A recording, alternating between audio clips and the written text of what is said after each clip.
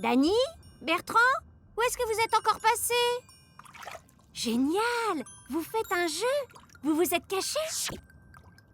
Mais qu'est-ce que tu fais? Il y a un problème avec la phrase « Nous nous sommes cachés » ? Mais non, Dany. Il y a 2 fois le pronom personnel « nous », mais ce n'est pas une erreur. Le deuxième « nous » est un pronom personnel réfléchi. Il fait partie du verbe « se cacher ». On le trouve après le pronom personnel sujet. Ici, c'est « nous ». Le pronom personnel réfléchi renvoie au sujet de la phrase. C'est comme son reflet dans un miroir. Nous nous cachons nous-mêmes. Et Bertrand, il se cache lui aussi? Ce, S-E, est le pronom réfléchi de la 3e personne. Il se place juste après le sujet de la phrase. Bertrand. D'ailleurs, Bertrand, tu ne veux pas sortir?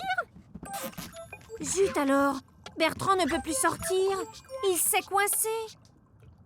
Le S' est une forme particulière du pronom réfléchi « se ».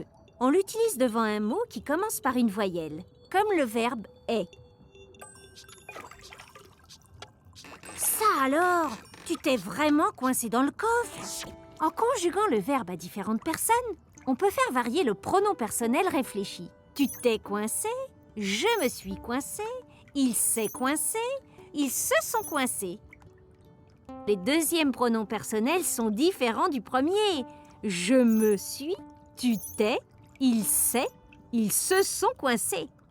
Dany, il faut absolument faire quelque chose. Je crois que Bertrand s'énerve. Tu t'inquiètes trop, Dany. Il faut se calmer et trouver une solution. Chouette! Grâce à Dany, Bertrand se libère du coffre. Mais il s'est enfermé dans la bulle. S'enfermer et se libérer sont aussi des verbes pronominaux.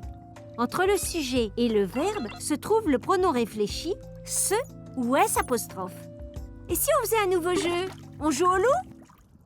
Pourquoi tu t'arrêtes de jouer, Bertrand? Tu t'es vexé? Tu t'es fait toucher, Dany.